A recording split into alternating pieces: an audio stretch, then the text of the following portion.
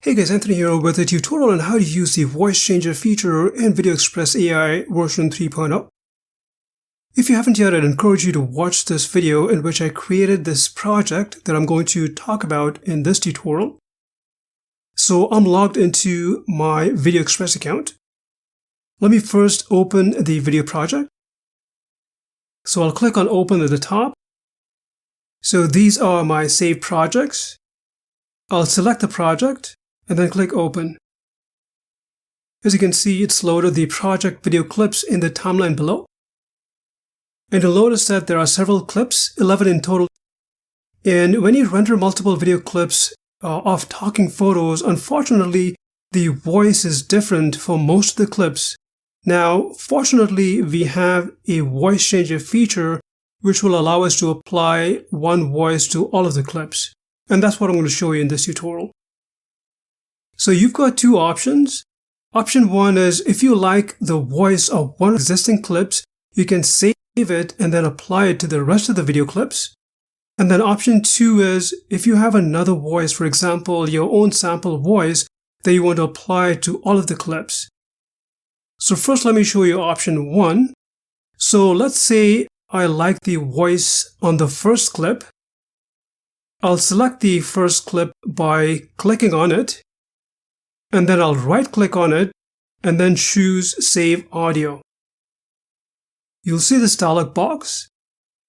I'll change the title to Demo Sample Voice and then click Save. The clip will be saved in the folder named My AI Audio in the media library. Now the next step is to apply it to all of the clips in the project. Now unfortunately, you have to do it individually. There's no way to apply it all at once, and I've sent them a suggestion to consider implementing that feature, so hopefully they do. So you would select the next clip and then right-click on it and then choose Voice Changer. You'll see this dialog box. Then click on Choose Sample Audio. Open the folder My AI Audio. And as you can see, this is the sample voice we just saved. So I'll select it and then click on Choose. It will load the voice and you can listen to it if you wish. And then click Apply. It will then start processing the voice change and will automatically replace the current clip in the timeline with the updated clip. You will then essentially repeat the same process for the rest of the video clips. Note that when you use the voice changer, it will actually create a new video clip in the media library.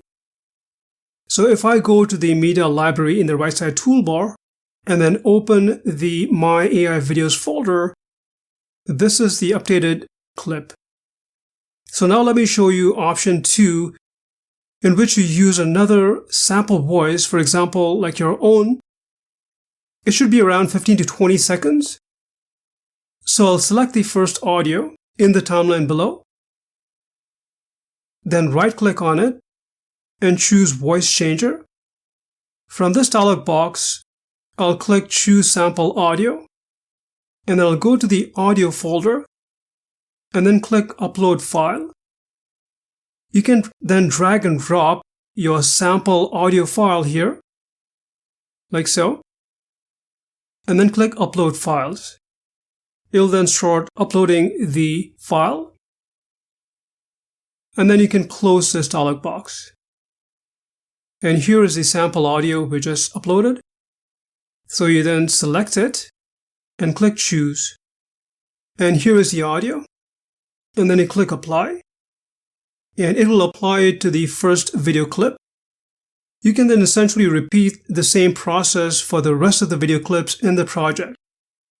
If you have a longer video project, you may find it easier to use a voice changer in CloneVoice if you already have this app. Essentially, what you would do is you would render the MP4 video by clicking the Export Video button at the top and then click Create. And then once it's rendered, it will appear under My Videos at the top.